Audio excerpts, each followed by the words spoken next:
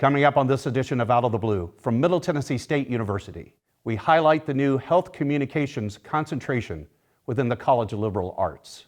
We have a conversation with Dr. Danny Kelly about Connection Point and how it will change in COVID-19. And we introduce you to Dr. Robert Summers, our new Vice Provost for International Affairs. I'm Andrew Oppmann, and this is Out of the Blue.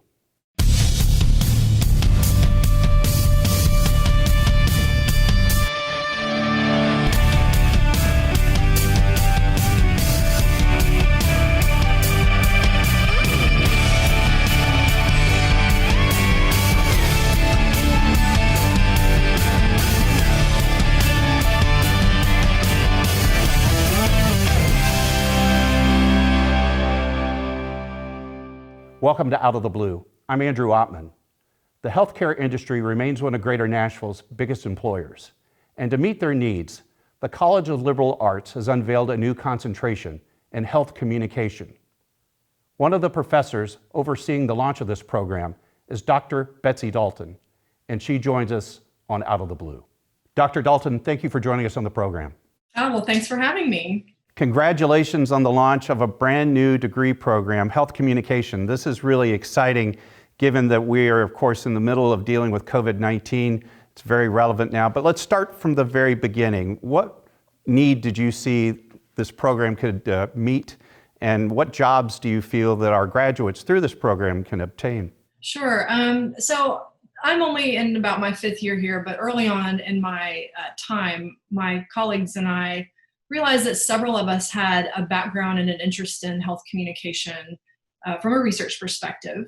You know, I should point out this has been in the works for about 3 years. So this was actually not in response to the current pandemic, but the timing is interesting to be launching this. But we originally envisioned creating a program where students would not only be prepared to work in this industry that's such a huge part of the Middle Tennessee economy, but where they could learn through hands-on service experiences to meet the needs of the people in our community, as well as, you know, being really well placed for jobs and internships in both, you know, corporate, government, and nonprofit sectors. Walk me through the requirements that you feel that, what types of students do you think would benefit most from this? What kind of curiosity do they need to possess? What kind of eagerness do they need to have coming into the studies? You know, I think that this is a great program for students who are interested in health from the social side of things. So this is a great place for those students who want to be going into positions in health and healthcare that maybe don't involve direct patient care delivery. You know, I think students who are ready to do hands-on work and see a future for themselves working to help people without, you know, having to do the direct patient care side of things. Let's take a second to talk about your colleagues working with you in this program. If you can introduce them virtually to us as well, and then talk about just the excitement of starting a brand new concentration, a brand new way for folks to study and dive into this field. Yeah, so like I said, it's been about 3 years. And part of that 3-year process has been actually hiring someone to teach within this new program, this new idea. And that was Dr. Natalie Hoskins.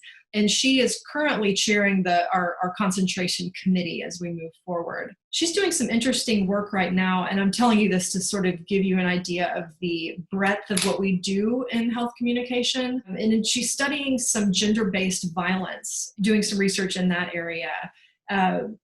Dr. Mary Beth Asbury, I'll call her our senior member of our group. She's been here 9 years, I want to say, and she's an associate professor and has done some really interesting work related to identity and weight. And we'll be taking a sabbatical soon to talk about how those things are formed in family communication. And Dr. Prittis, I believe you've met with Dr. Dee Prittis. She also does some research in the area of some family communication research, has done some interesting stuff with families of alcoholics, tough love conversations, and what that means and what that looks like when you are dealing with a member of your family in that situation. And last but not least, Dr. Rob Lane, who I know his research sort of sits at the intersection of organizational and interpersonal communication in health. One recent study I know he's been working on has to do with how the HIV medication PrEP is constructed and talked about on Reddit. I believe he's working with Dr. Chevrette on that one. So those are just, that's our team.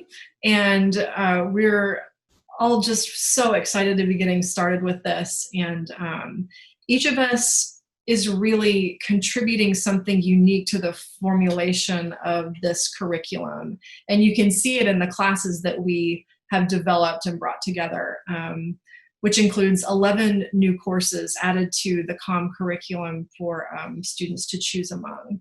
That's just so exciting. What a diverse team of professionals you're working with. I know, while, again, we've covered that you didn't start this in response to COVID-19, clearly COVID-19 is going to be a major teaching moment for you, as well as something we have to teach through. Walk through for our viewers how you're going to use the pandemic and the environment that is created to sort of teach real life lessons to your students in this field.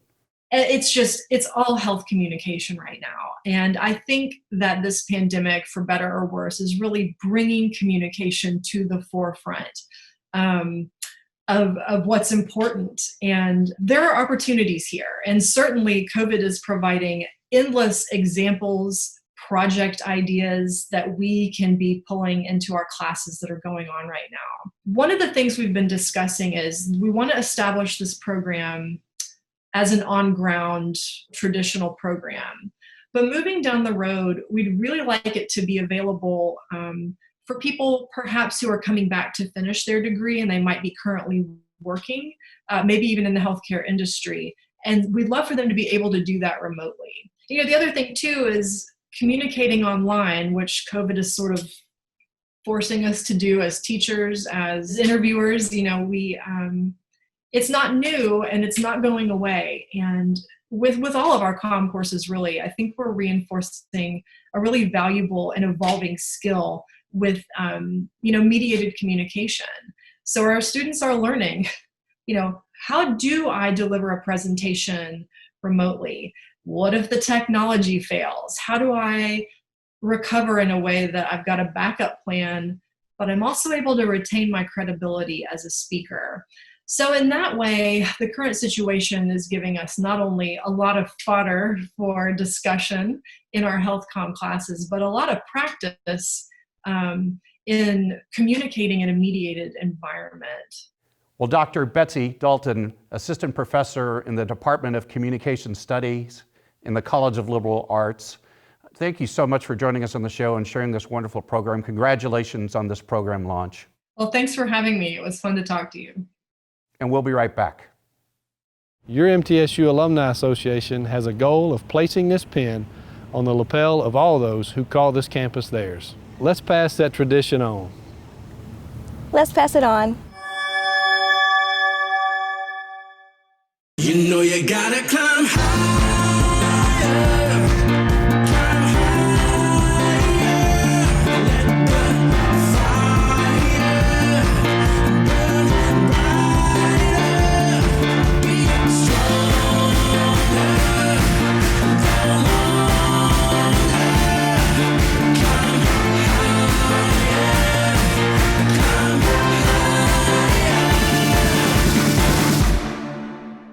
I am True Blue. As a member of this diverse community, I am a valuable contributor to its progress and success. I'm engaged in the life of this community. I am a recipient and a giver. I'm a listener and a speaker. I am honest in word and deed. I am committed to reason, not violence. I am a learner. Now and forever. I am a Blue Raider. I am a Blue Raider. I'm a Blue Raider. True Blue.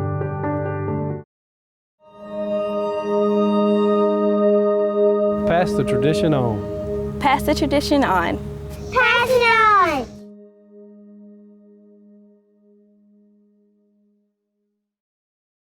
You know you gotta climb higher, climb higher, let the fire burn brighter.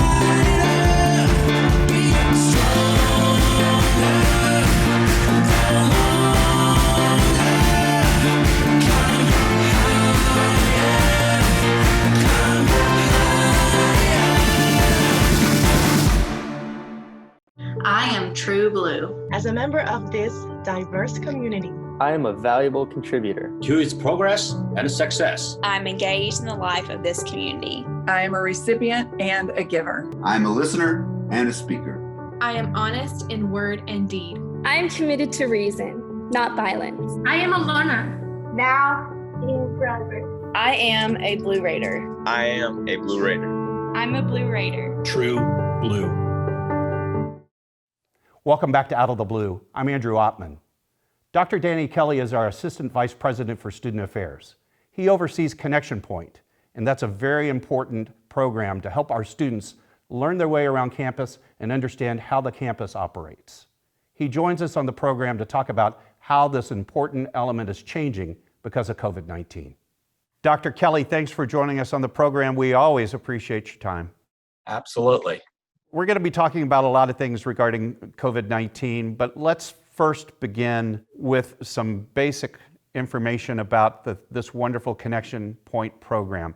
Describe for our viewers what it is, why we started it, and why it's important to the orientation and basically the fabric of life for students on our campus. Sure. Well, about a decade ago, Dr. Deb Sells, our Vice President of Student Affairs, started having conversations with student affairs staff about our entering freshmen, and she made sure to underscore the fact that the division had done a really good job of offering all sorts of programs and activities to involve our entering freshmen for the first several weeks of class. The concern was that there was so much offered that it seemed to be overwhelming to our entering freshmen to kind of pick and choose exactly where to start their journey, whether it be one of the many student organizations, all the different activities that were thrown at them.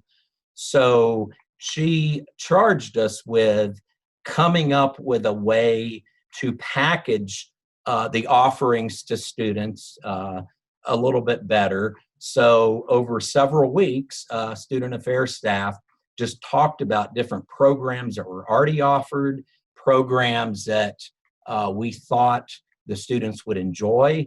And in essence, we created a slate of programs, provided those offerings to our students during the custom sessions, and we told them, if this is how you should get involved.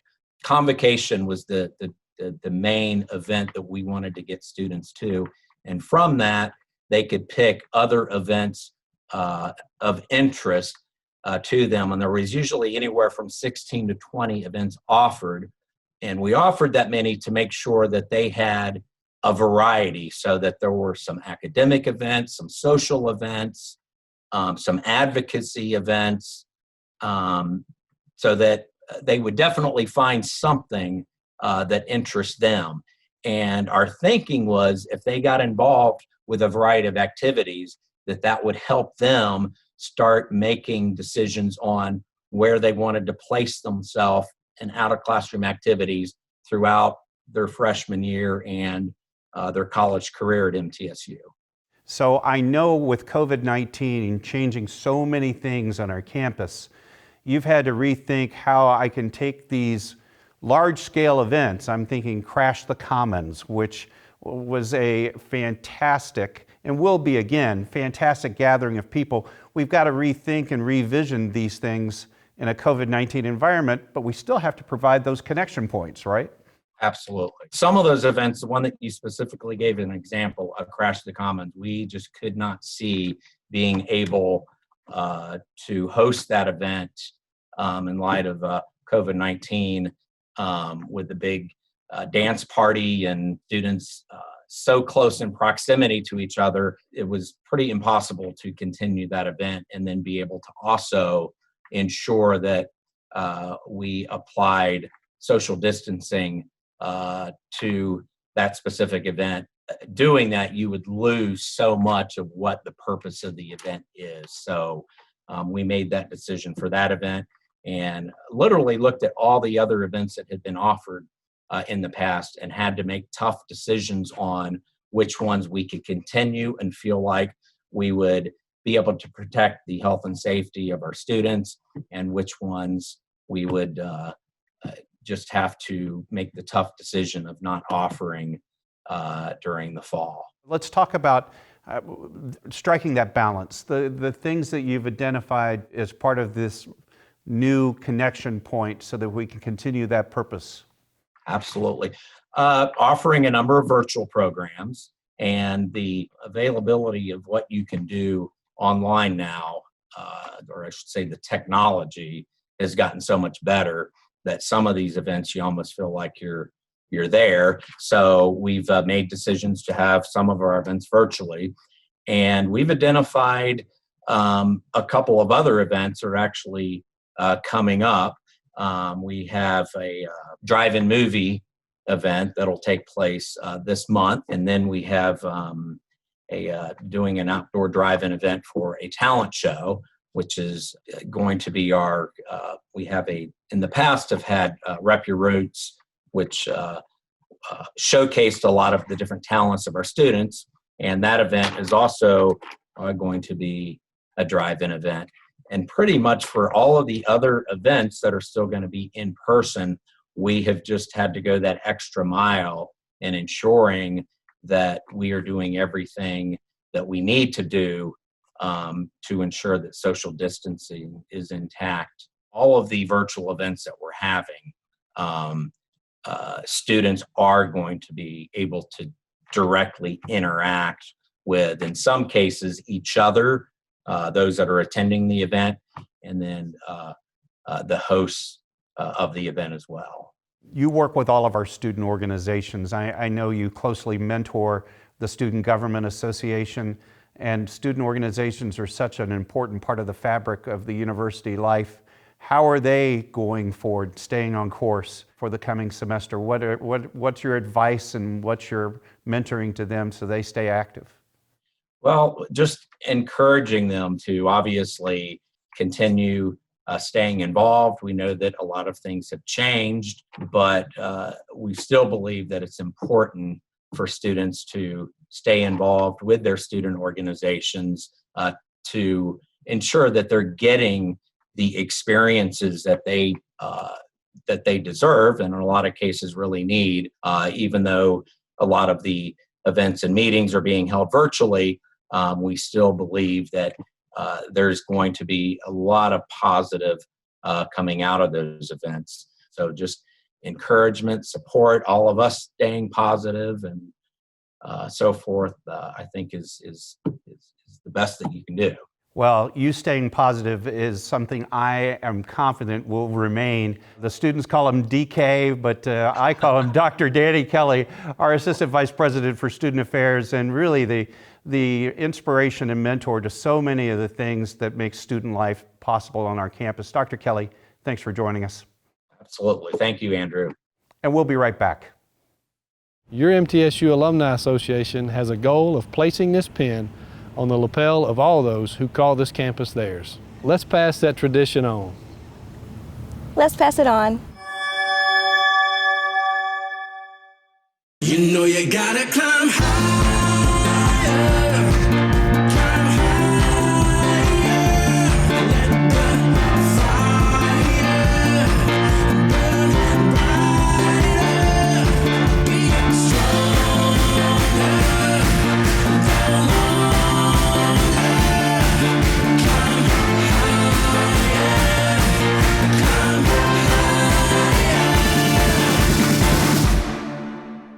I am True Blue. As a member of this diverse community, I am a valuable contributor to its progress and success. I'm engaged in the life of this community. I am a recipient and a giver. I'm a listener and a speaker. I am honest in word and deed. I am committed to reason, not violence. I am a learner. Now in Brownsburg. I am a Blue Raider. I am a Blue Raider. I'm a Blue Raider. True Blue.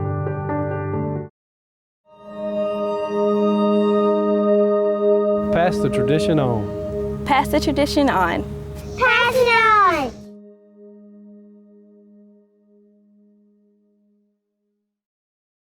You know you gotta climb higher, climb higher.